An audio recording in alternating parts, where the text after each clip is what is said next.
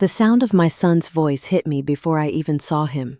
I had just come home, sunlight still clinging to the edge of the afternoon, grocery bag in hand, when his words stopped me cold. That old woman disgusts me. I can't stand pretending anymore. For a moment I thought I had misheard, but no, the voice was unmistakable. Mark, my only child.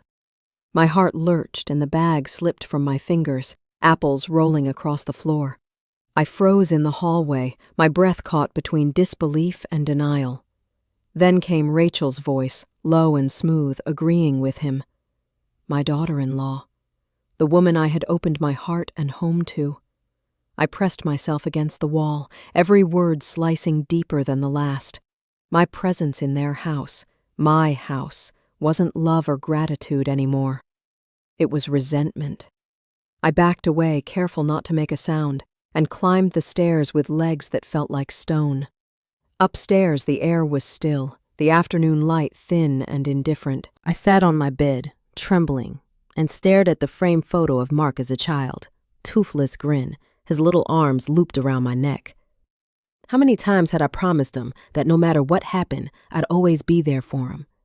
That photograph had once filled me with pride. Now it mocked me. The clock on the dresser ticked on, as if time itself refused to pause for heartbreak. I thought of the years I'd worked double shifts after his father died, of the nights I'd come home too tired to eat, my feet blistered from the hospital floors, my eyes burning from sleeplessness. Every sacrifice, every hour spent earning the roof above his head and the comfort of his future had led to this moment of humiliation. The kitchen noises below floated upward. Rachel's laughter, the clatter of dishes, Mark's deep murmur, all of it proof that life went on for them, even as mine crumbled quietly upstairs. I sat there for hours, staring at the fading light, knowing that something inside me had changed. I had loved them without limits. But love, when met with contempt, becomes something else entirely. A wound that keeps bleeding no matter how tightly you try to bind it. That evening, I joined them for dinner as if nothing had happened. The air was thick with false politeness.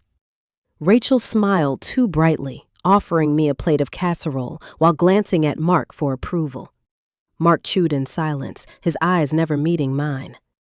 Once, he would have told me about his day, his plans, his dreams. Tonight, he barely spoke a word.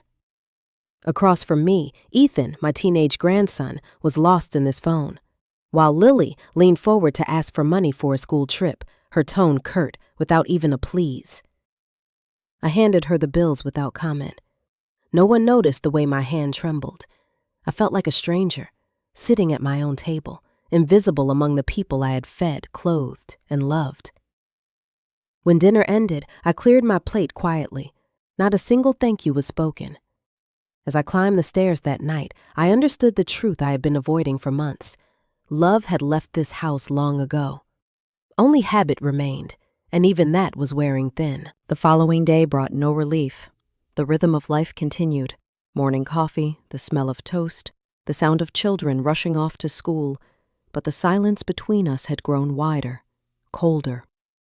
That evening after dinner, Rachel leaned against the counter, her tone as casual as it was cruel. You know, Avena, I've been thinking, maybe you'd really enjoy having your own place. Somewhere quiet, decorate however you want. Wouldn't that be nice?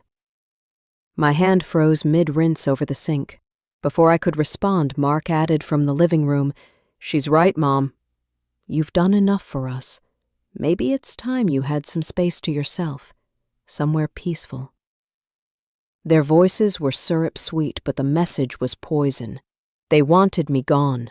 My chest burned as I dried the plate in my hand and forced a small smile.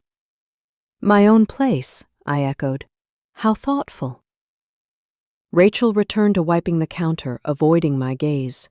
Mark buried his face in his phone. The silence that followed said more than their words ever could. I finished my chores quietly, went upstairs and closed my door behind me. The mask of politeness slipped away. My reflection in the mirror looked older, smaller, but beneath the exhaustion something fierce stirred. They had no idea who they were trying to push out. 2 mornings later, I drove to see Mr. Harris, the attorney who had handled my husband's estate. His office smelled of coffee and old wood, a familiar comfort. "Evena," he greeted warmly. "What brings you here?" I folded my hands and met his eyes. "I need to confirm the ownership of my home. Richard and I had plans to transfer the deed, but I need to be sure what was finalized before he passed." Mr. Harris retrieved the file, flipping through its pages with quiet precision. My heart pounded in the silence between each turn. Finally, he looked up. "Mrs. Carrington," he said, "the transfer was never completed. Your husband passed before signing. The house is still entirely in your name." I blinked, barely breathing. "You mean it's mine?" He nodded. "Completely. No one else has any legal claim. Taxes, title, ownership, all yours." Relief, shock, and anger flooded through me at once. For years, I had allowed them to make decisions as though I were a guest, dictating renovations, controlling holidays, speaking over me at family gatherings. And all along, the ground beneath their feet had belonged to me.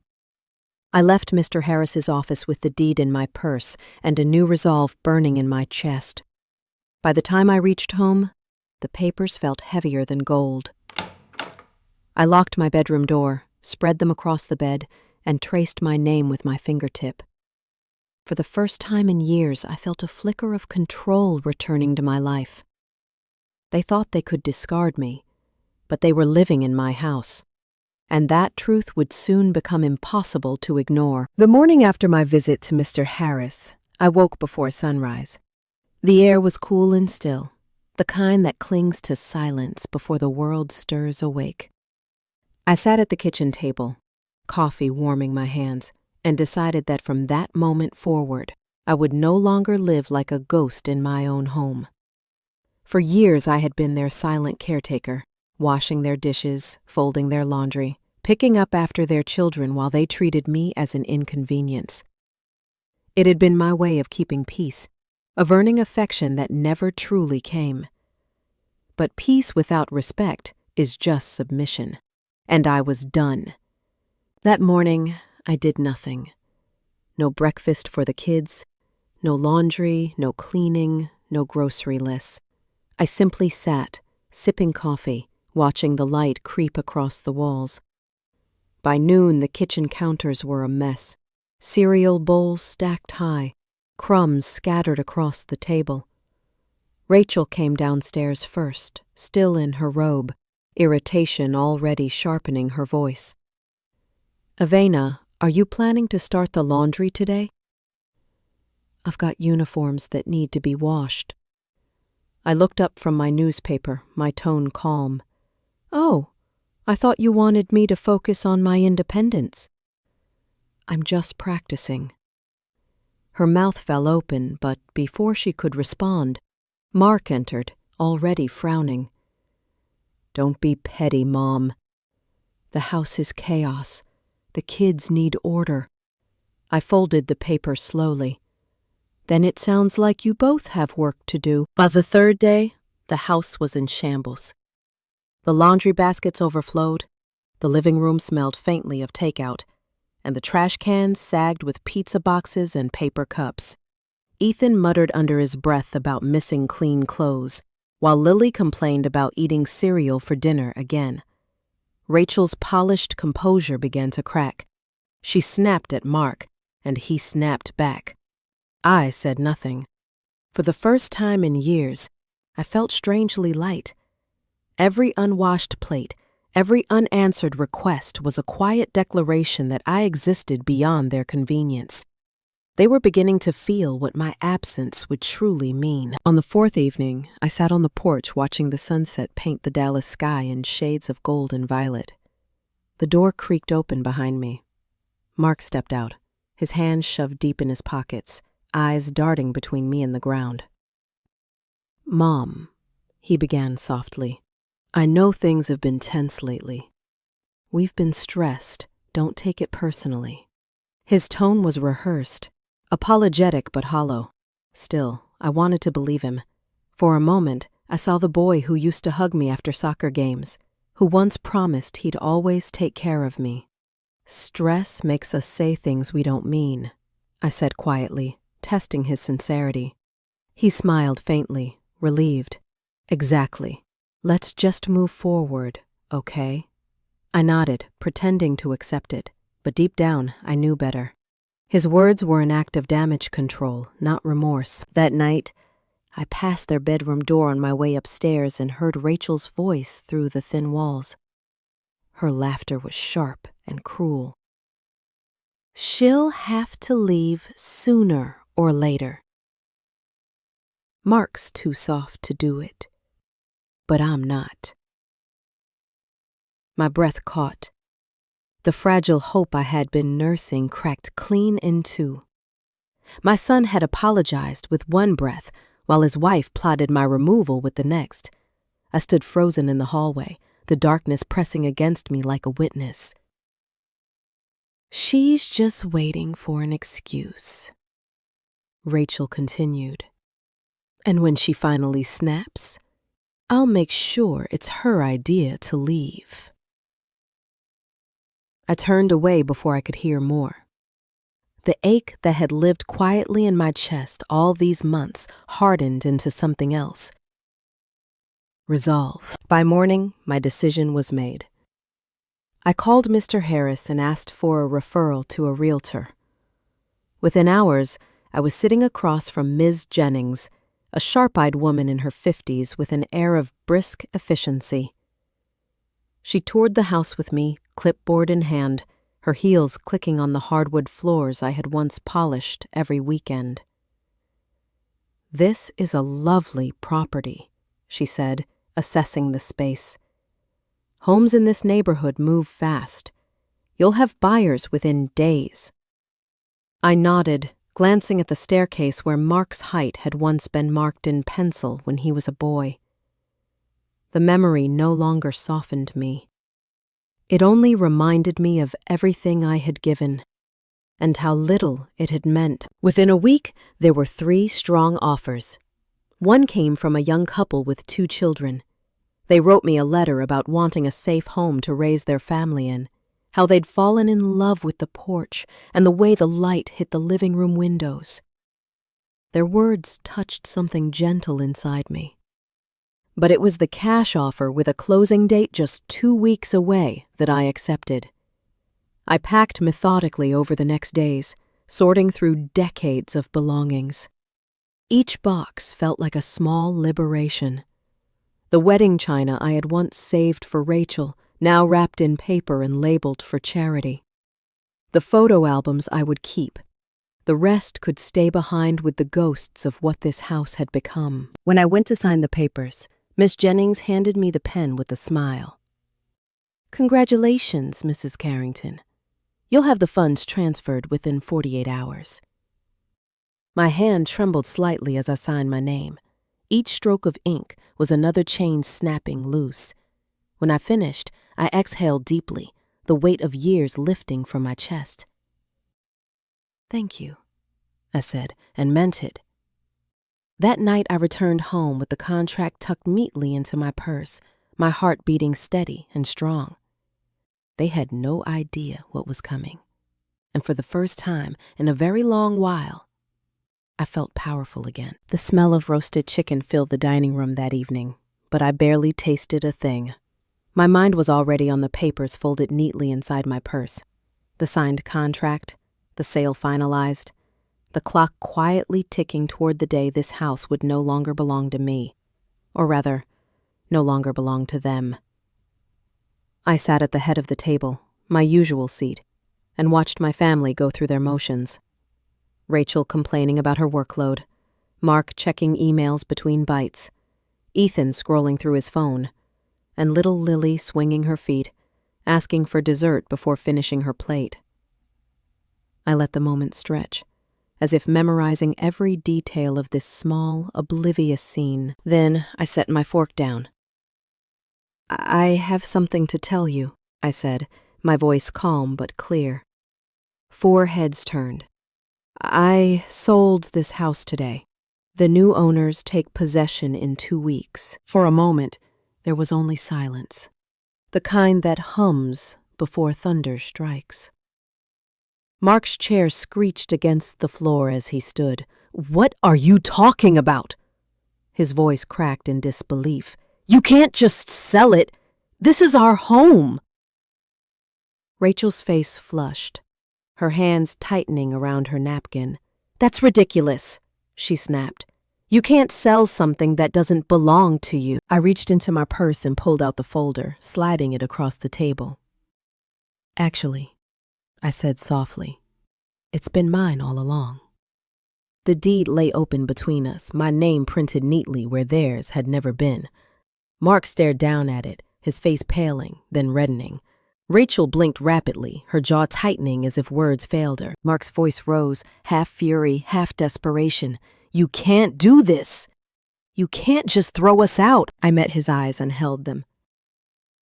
"I didn't throw you out, Mark. I sold what was mine to sell. You both made it clear I wasn't wanted here. I just made it official." The silence that followed was deafening. The clinking of cutlery stopped. Even Ethan looked up from his phone, wide-eyed, as though realizing for the first time that his grandmother wasn't a prop in the background. Rachel recovered first. "You're cruel," she hissed. "Do you know what this will do to the kids?" "To us?" "Yes," I said simply. "It'll teach you that foundations built on disrespect don't last." That night, I packed quietly. 3 suitcases. 1 for clothes, 1 for personal keepsakes, 1 for memories I couldn't part with. Every sound in the house echoed. The closing of drawers, the zip of a bag, the distant murmur of Mark and Rachel arguing downstairs. They hadn't spoken to me since dinner. The children, though, lingered in the hallway. Ethan leaned against the doorframe, eyes downcast. Lily clung to her stuffed bear, her lip trembling. "Grandma," Ethan said softly, "are you really leaving?" I looked at him, my grandson, caught between loyalty and confusion, and felt a sharp ache beneath my ribs. "Yes, sweetheart. But remember, I'm not leaving you. I'm just leaving this house." Lily ran to me then, her small arms wrapping tightly around my waist. "Please don't go," she sobbed. "Mom and Dad didn't mean it." I knelt, brushing her hair gently behind her ear. "Oh, my love," I whispered. "Sometimes people don't mean the things they say, but they still say them. And sometimes love means knowing when to walk away." When dawn came, I stood at the door with my suitcases by my side. The house was still. The faint sound of rain tapping against the windows filled the silence. I looked around one last time. The family portraits on the wall, the scuffed hardwood where Mark had taken his first steps, the kitchen doorway where I'd once measured his height every birthday. So many pieces of me were rooted in this home, but it was no longer mine to nurture. Ethan appeared at the top of the stairs, his face pale and quiet. "Will we still see you?" he asked. I smiled, though it trembled. "Always," I said, "but next time, it'll be somewhere peaceful, where laughter isn't forced and love feels like home." By the time I reached the car, the sky had opened fully, rain streaking down the windshield. I sat for a long moment, the house growing smaller in the rearview mirror, until it finally blurred into memory. When I unlocked the door to my new apartment later that morning, the air smelled of fresh paint and freedom. Sunlight spilled through the windows, touching everything it could. I placed my small potted geraniums on the balcony, the same plants I'd tended for years, and for the first time in decades, I exhaled without the weight of someone else's judgment pressing on my chest. Home, I realized, isn't the place you sacrifice everything to keep. It's where you can breathe, laugh, and exist without apology. That night, I sat on the terrace with a cup of tea, listening to the distant hum of the city. My phone buzzed with a message from Ethan. I miss you already. A tear slipped down my cheek, but it wasn't sadness. It was peace. Sometimes, the greatest revenge isn't loud or cruel. It's quiet, graceful, and final. If you've ever rebuilt yourself after being made to feel small, remember this. Your worth isn't given by others. It's reclaimed by you. Don't forget to like, share, and comment if this story touched your heart. And subscribe for more stories that remind us it's never too late to stand tall.